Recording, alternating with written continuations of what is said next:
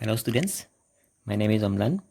Today in this video, I will explain Nernst equation. But before I start the video, I request you to subscribe the channel and hit the bell icon so that you get the notifications when I upload a new video. So first of all, what is Nernst equation? So Nernst equation is an equation which is used to measure cell potential at any concentration. আমি জানো যে যেতিয়া আমি standard cell পটেনশিয়ালৰ কথা কওঁ তেতিয়া আমি তাত যিকেইটা ইলেক্ট্ৰোলাইট লওঁ অক্সিডেশ্যন হাফ সেল আৰু ৰিডাকশ্যন হাফ সেলত দুইটাই কিমান লওঁ 1 মোলাৰ কনচেন্ট্ৰেশ্যনৰ লোৱা হয় আৰু 1 মোলাৰ কনচেন্ট্ৰেশ্যনৰ যদি ইলেক্ট্ৰোলাইটিক সলিউশ্যন থাকে তেতিয়া সেই সেলটোৰ যিটো পটেনশিয়াল তাক আমি স্ট্যান্ডার্ড সেল পটেনশিয়াল বুলি কওঁ and that standard cell potential is measured using the formula E naught cell equal to E naught cathode minus E naught anode. Cathodৰ ইলেক্ট্ৰড পটেনশিয়ালৰ পৰা এনডৰ ইলেক্ট্ৰড পটেনশিয়াল মাইনাছ কৰিলে আমি স্ট্যান্ডাৰ্ড সেল পটেনশিয়াল পাওঁ কিন্তু যেতিয়া সেই ইলেক্ট্ৰড কেইটাৰ ইলেক্ট্ৰোলাইটিক সলিউশ্যন কেইটাৰ কনচেন্ট্ৰেশ্যন যদি 1 মোলাৰ নাথাকে তেতিয়া আমি এই ফৰ্মুলাটো ইউজ কৰিব নোৱাৰিম because this formula is applied only when we use standard conditions. তাৰমানে standard condition use কৰিলেহে আমি এই ফৰ্মুলাটো ইউজ কৰি standard cell potential উলিয়াব পাৰিম কিন্তু যদিহে আমি standard condition ইউজ নকৰোঁ তেতিয়াহ'লে আমি Nernst equationৰ সহায়ত সেলটোৰ potential উলিয়াব লাগিব so according to Nernst কৈছিল যে for an electrode reaction suppose এটা ইলেক্ট্ৰডত যদি এনেকুৱা এটা ৰিয়েকশ্যন হয় Mn plus n electron goes to M তাৰমানে M for যিকোনো এটা ইলেক্ট্ৰডৰ কাৰণে আমি ইউজ কৰিব পাৰিম suppose copper zinc silver like that so Mn plus তাৰমানে কপাৰ 2 প্লাছ হ'ব পাৰে সিলভাৰ প্লাছ হ'ব পাৰে প্লাছ n টা ইলেক্ট্ৰন চেঞ্জেছ টু মেটেল গতিকে এনেকুৱা এটা ইলেক্ট্ৰড ৰিয়েকশ্যনৰ কাৰণে নাৰ্নষ্টে ইলেক্ট্ৰড পটেনশিয়াল কেনেকৈ ক্যালকুলেট কৰিবলৈ এটা ফৰ্মুলা দিছে আমাক E Mn plus M equal to E naught Mn plus M minus RT by NF ln concentration of M divided by concentration of Mn plus তাৰমানে এইটো হৈছে আমাৰ স্ট্যান্ডাৰ্ড ইলেক্ট্ৰড পটেনশিয়াল গতিকে আমাৰ হাতত যদি ইলেক্ট্ৰড এডালৰ স্ট্যান্ডাৰ্ড ইলেক্ট্ৰড পটেনশিয়াল থাকে তেতিয়া সেই ইলেক্ট্ৰডডালৰ ইলেক্ট্ৰড পটেনশিয়াল বেলেগ যিকোনো কনচেন্ট্ৰেশ্যনত আমি এই ফৰ্মুলাটো ইউজ কৰি উলিয়াব পাৰিম so this is not standard this is only standard গতিকে আমাৰ হাতত স্ট্যান্ডাৰ্ড ভ্যালু এটা যদি থাকে তেতিয়াহ'লে আমি এই ফৰ্মুলাটো ইউজ কৰিব পাৰিম এই ফৰ্মুলাটোত কি দিছে যে at any concentration electrode potential equal to standard electrode potential of that electrode minus r is the gas constant t is temperature so this is temperature dependent n is number of electron involved for example আমি যদি ইয়াত copper লওঁ then copper 2 plus হ'ব then number of electrons will be 2 so n ৰ জায়গাত আমি 2 বহাব লাগিব আৰু যদি ইয়াত সিলভাৰ থাকে then silver plus 1 electron so n equal to 1 হ'ব সিলভাৰৰ কাৰণে so n ৰ জায়গাত 1 বহাব লাগিব then f is nothing but the Faraday's constant আৰু তাৰ ভ্যালু হৈছে 96487 coulomb this is for 1 mole আৰু এটো আমি কমনলি 96500 বুলিও ইউজ কৰোঁ then ln means log concentration of m মানে এই স্পেচিছটো কথা কোৱা হৈছে is the concentration of this species divided by concentration of this species মানে আমি যদি কপাৰৰ কাৰণে ইউজ কৰোঁ then কপাৰ 2 plus ৰ concentration ইয়াত বহাব লাগিব then কপাৰৰ concentration ইয়াত বহাব লাগিব so using this equation we can determine the electrode potential এই ইকুৱেশ্যনটো ইউজ কৰি আমি ইলেক্ট্ৰড পটেনশিয়াল ডিটাৰমাইন কৰিব পাৰিম for a particular electrode at any concentration of the electrolytic solution electrolytic solution যেটো থাকিব এই সলিউশনটোৰ কনসেন্ট্ৰেচন 1 মোলাৰ নহলেও হ'ব যদি 1 মোলাৰ হয় তেতিয়াটো কি স্ট্যান্ডাৰ্ড হ'ব আৰু 1 মোলাৰ হতে যেটো ইলেক্ট্ৰড পটেনশিয়াল থাকিব হেতু আমি E naught বুলি লিখিম আৰু at any concentration উলিয়াবৰ কাৰণে আমি এই ফৰ্মুলাটো ইউজ কৰিব লাগিব E equal to E naught minus RT by NF ln concentration of M divided by concentration of Mn plus but যিটো আমাৰ নিউমাৰেটৰ টাৰ্ম আছে কনচেন্ট্ৰেশ্যন অফ এম, যিহেতু এমটো এটা সলিড, তাৰমানে ছাপ'জ কপাৰ 2+ কপাৰলৈ চেঞ্জ হৈছে, then this concentration of M মানে কপাৰৰ যিটো কনচেন্ট্ৰেশ্যন হ'ব that must be 1। therefore the equation changes to m e mn plus m equal to e naught mn plus m minus RT by NF ln 1 by concentration of mn plus। তাৰমানে আমি কনচেন্ট্ৰেশ্যন of M যিটো আছিলে তাত আমি copper হ'ব পাৰে, silver হ'ব পাৰে, জিংক হ'ব পাৰে, সেই তাৰ জেগাত আমি 1 পুট কৰিলোঁ। এতিয়া আমি এক্সাম্পল ল'ম, suppose we consider the Daniel cell. So' Daniel চেলত আমি জানো যে তাত দুডাল ইলেক্ট্ৰড থাকে, এডাল কপাৰৰ ইলেক্ট্ৰড থাকে, এডাল জিংকৰ ইলেক্ট্ৰড থাকে। Since this equation is applied for a particular electrode, গতিকে আমি এই ইকুৱেশ্যনটোকে এবাৰ কপাৰৰ কাৰণে এপ্লাই কৰিম, এবাৰ জিংকৰ কাৰণে এপ্লাই কৰিম। চ' কপাৰৰ কাৰণে আমি যদি ইউজ কৰোঁ তেতিয়াহ'লে কি হ'ব, E equal to E naught minus RT by NF ln 1 by concentration of copper 2+। So' this is for copper electrode, copper যিডাল ইলেক্ট্ৰড আছে তাৰ কাৰণে আমি এইটো ইকুৱেশ্যন বনালোঁ। And similarly for zinc electrode E equal to E naught minus RT by NF ln 1 by Zn2+। গতিকে ইয়াত কি হৈছে যে এই ইকুৱেশ্যনটোৰ সহায়ত আমি কপাৰ ইলেক্ট্ৰডডালৰ ইলেক্ট্ৰড পটেঞ্চিয়েল উলিয়াইছোঁ এট এনি কনচেন্ট্ৰেশ্যন। তেনেকৈ এই ইকুৱেশ্যনটো ইউজ কৰি আমি এট এনি কনচেন্ট্ৰেশ্যন জিংক ইলেক্ট্ৰডডালৰ ইলেক্ট্ৰড পটেঞ্চিয়েল উলিয়ালোঁ। আৰু ইয়াত আমি যিকেইটা ই নট ভেলু ইউজ কৰিছোঁ, this E naught values are standard values. এইটো হৈছে কপাৰৰ ষ্টেণ্ডাৰ্ড ইলেক্ট্ৰড পটেঞ্চিয়েল আৰু এইটো হৈছে জিংকৰ ষ্টেণ্ডাৰ্ড ইলেক্ট্ৰড পটেঞ্চিয়েল। বাট আমি যিকেইটা কেলকুলেট কৰিছোঁ দিজ আৰ নট ষ্টেণ্ডাৰ্ডছ, সেইকেইটা আমি এট এনি কনচেন্ট্ৰেশ্যন উলিয়াইছোঁ। গতিকে নাৰ্ছ ইকুৱেশ্যনটো আমি ইলেক্ট্ৰড পটেঞ্চিয়েল বা cell potential at any concentration of the electrolytic solutions determine কৰিবৰ কাৰণে ইউজ কৰোঁ। কিন্তু আমি যদি ষ্টেণ্ডাৰ্ড উলিয়াবলৈ হয়, ষ্টেণ্ডাৰ্ড উলিয়াবৰ কাৰণে আমি চিম্পলি কেথডৰ পটেঞ্চিয়েলৰ পৰা এনডৰ পটেঞ্চিয়েল মাইনাছ কৰি দিলে আমি ষ্টেণ্ডাৰ্ড চেল পটেঞ্চিয়েল পাওঁ। Now see cell potential E cell equal to E cathode minus E anode. এইটো আমি জানো যে চেল এটাৰ পটেঞ্চিয়েল আমি কেথডৰ পৰা এনডৰ পটেঞ্চিয়েল মাইনাছ কৰিলে চেল পটেঞ্চিয়েল পাওঁ। So' this is not standard. Standard হ'বলৈ হ'লে ইয়াত আমি এটা নট দিব লাগিব। গতিকে আমি এই ডেনিয়েল চেলটো যিটোত কপাৰ ইলেক্ট্ৰড আছে আৰু জিংক ইলেক্ট্ৰড আছে তাৰ পটেঞ্চিয়েলকেইটা আমি ইটোৰ পৰা সিটো মাইনাছ কৰিব লাগিব। আমি জানো যে ডেনিয়েল চেলত কপাৰ কেথড হিচাপে থাকে, জিংক এনড হিচাপে থাকে।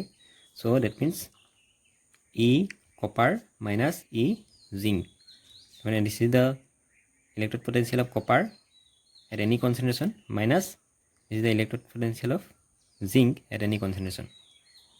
গতিকে আমি কেথডৰ পৰা এনড মানে কপাৰৰ পৰা জিংকৰ ইলেক্ট্ৰড পটেঞ্চিয়েল মাইনাছ কৰিলে আমি অভাৰঅল চেলটোৰ পটেঞ্চিয়েল পাম। But remember this potential cell potential is not the standard cell potential. Standard cell potential হ'বৰ কাৰণে আমি কেথড আৰু এনড দুয়োটাৰে ষ্টেণ্ডাৰ্ড ইলেক্ট্ৰড পটেঞ্চিয়েল কেইটা ল'ব লাগিব। কিন্তু আমি যিহেতু সেইকেইটা নিজে উলিয়াই লৈছোঁ, গতিকে these are not standard electrode potentials. এতিয়া চোৱা, যদি আমি কপাৰ আৰু জিংকৰ ইলেক্ট্ৰড পটেঞ্চিয়েলৰ ভেলুকেইটা পুট কৰি দিওঁ তেতিয়াহ'লে আমি কি পাম, E cell equal to E not copper minus E not zinc minus RT by NF ln ওপৰত থাকিব জিংকটোৰ কনচেন্ট্ৰেশ্যন, তলত থাকিব কপাৰটোৰ concentration. Then E cell equal to, now this is E not copper minus E not zinc. So' this is the standard cell potential, কাৰণ কপাৰডাল cathode, জিংকটো and. কেথডৰ পটেঞ্চিয়েলৰ পৰা এনডৰ potential minus কৰিলে আমি কি পাম, this is the standard cell potential. So' we can write it E not cell minus RT by NF ln ওপৰত থাকিব জিংকৰ কনচেন্ট্ৰেশ্যন, তলত থাকিব কপাৰ 2+ৰ কনচেন্ট্ৰেশ্যন। নাও আমি সেইটোকে কি বুলি লিখিব পাৰিম যে E cell equal to E not cell minus RT by NF ln, আমি জানো যে ডেনিয়েল চেলত zinc is anode, copper is cathode. So' this is the anode আয়ন।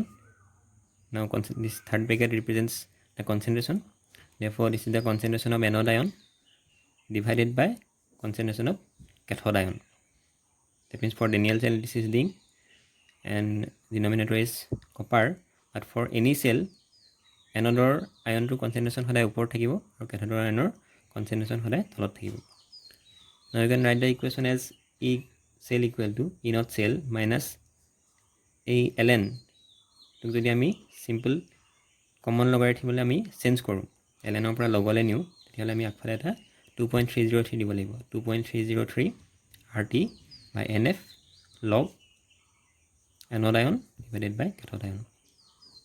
আৰু ডেনিয়েল চেলৰ কাৰণে আমি পাৰ্টিকুলাৰলি এনৰ জেগাত 2 বহাব পাৰিম, কাৰণ কপাৰ আৰু জিংকৰ যিটো চেল তাত number of electrons involve is 2, because তাত জিংক 0 পৰা +2 চেঞ্জ হয়, সেই দুটা ইলেক্ট্ৰন এৰি দিয়ে, অক্সিডেশ্যন হয়, আৰু কপাৰ তাত +2 পৰা 0 চেঞ্জ হয়। That means copper ions accept 2 electrons, so number of electrons in Daniell cell is 2, গতিকে আমি এনৰ জেগাত 2 বহাব পাৰিম। Now simply for a general reaction, যদি আমাৰ এনেকুৱা এটা জেনেৰেল ৰিয়েকশ্যন থাকে AA plus BB n electron CC then D capital D, so small a small b small c and small d are stoichiometric coefficients, and NE this is the number of electrons, মানে এনৰ জেগাত 1 হ'ব পাৰে, 2 হ'ব পাৰে, 3 হ'ব পাৰে, যিমানটা ইলেক্ট্ৰন ইনভলভ হয় ইন ডেট পাৰ্টিকুলাৰ ৰিয়েকশ্যন। গতিকে এনেকুৱা এটা জেনেৰেল ৰিয়েকশ্যনৰ কাৰণে আমি নাৰ্নছ ইকুৱেশ্যনটো কেনেকৈ লিখিব পাৰিম? E cell equal to E naught cell minus RT by NF ln ওপৰত থাকিব C concentration to the power C stoichiometric coefficient, capital D concentration to the power small d stoichiometric coefficient of capital D, then তলত থাকিব A capital A concentration, ওপৰত থাকিব small a, আৰু capital B concentration, ওপৰত থাকিব small b. So this is the ultimately general form of Nernst equation, but আমি ইমান কমপ্লিকেশ্যনলৈ যাব নালাগে। আমি একচুৱেলি Nernst equation বুলি ক'লে তোমালোকৰ এই ইকুৱেশ্যনটো মনত ৰাখিলে হ'ব যে E cell equal to E naught cell minus 2.303 RT divided by NF, and is the number of electrons involved, F is Faraday's constant, log ওপৰত থাকিব এনডৰ আয়নৰ কনচেন্ট্ৰেশ্যন, তলত থাকিব কেথোডৰ আয়নৰ কনচেন্ট্ৰেশ্যন। Now we see Nernst equation and equilibrium constant. So there is a relation between equilibrium constant and Nernst equation, so we will study that equation. Now for that we consider the reaction, overall reaction of a Daniell cell. Daniell cellৰ overall reactionটো আমি consider কৰিম। Daniell cellত কি হয়, zinc plus copper 2 plus change to Zn2 plus copper, তাৰমানে কি হয় ইয়াত জিংকৰ 0 পৰা +2 লে অক্সিডেশ্যন হয়, এণ্ড কপাৰৰ +2 পৰা 0 লে ৰিডাকশ্যন হ'ব। Now for this reaction we can write the Nernst equation as E cell equal to E naught cell minus RT by NF ln ওপৰত থাকিব জিংকৰ আয়নৰ কনচেন্ট্ৰেশ্যন, তলত থাকিব কপাৰ আয়নৰ কনচেন্ট্ৰেশ্যন। Suppose that equation is equation 1. Now for this reaction we can write the equilibrium constant in terms of concentration. ওপৰত থাকিব right hand ছাইডৰ আয়ন কেইটাৰ বা স্পেচিছ কেইটাৰ কনচেন্ট্ৰেশ্যন, তাৰমানে থাকিব কি Kc ইকুৱেল টু জিংক আয়নৰ কনচেন্ট্ৰেশ্যন ৰাইট হেণ্ড ছাইডত, দেন কপাৰৰ কনচেন্ট্ৰেশ্যন, তলত থাকিব লেফ্ট হেণ্ড ছাইডত জিংকৰ কনচেন্ট্ৰেশ্যন, দেন কপাৰ 2 প্লাছৰ concentration. But the concentration of copper and zinc these are solid metals, copper and this is zinc, so these terms are equal to 1, therefore Kc equal to কি হ'বগে Zn2 plus আৰু তলত থাকিব কি copper 2 plus। গতিকে আমি ultimately কি পালোঁ, Kc equal to ওপৰত থাকিব জিংক 2 plus আয়নৰ কনচেন্ট্ৰেশ্যন, তলত থাকিব কপাৰ 2 plus আয়নৰ কনচেন্ট্ৰেশ্যন। দেন আমাৰ যিটো Nernst ইকুৱেশ্যন আছিলে, Nernst ইকুৱেশ্যনটো আমাৰ কি আছিলে, E cell equal to E naught cell minus RT by NF ln ওপৰত থাকিব জিংকৰ কনচেন্ট্ৰেশ্যন, তলত থাকিব কপাৰ আয়নৰ concentration, but this term is equal to Kc, that means it is the equilibrium constant for this reaction. Therefore we can write the equation 1 as E cell equal to E naught cell minus RT by NF ln Kc. So Kc is equilibrium constant for this overall reaction of Daniell cell. Now at equilibrium বুলি ক'লে কি হ'ব, আমি জানো যে Daniell cellৰ যেতিয়া আমি mechanism পঢ়িছিলোঁ তাত আমি লিখিছিলোঁ that with passage of time concentration of zinc 2 plus ion increases and concentration of copper 2 plus ion decreases. তাৰমানে জিংক 2 প্লাছলৈ সলনি হৈছে, গতিকে যিমানে ৰিয়েকশ্যনটো হৈ গৈ থাকিব সিমানেই কি হ'ব, জিংক 2 প্লাছ আয়নৰ কনচেনট্ৰেশ্যন বাঢ়ি গৈ থাকিব। আৰু একেটা সময়তে কি হৈছে, কপাৰ 2 প্লাছ আয়নবিলাক কপাৰলৈ কনভাৰ্ট হৈছে। That means with passage of time concentration of copper 2 plus decreases, copper 2 plus আয়নবিলাকৰ কনচেনট্ৰেশ্যন কমি কমি গৈ থাকিব।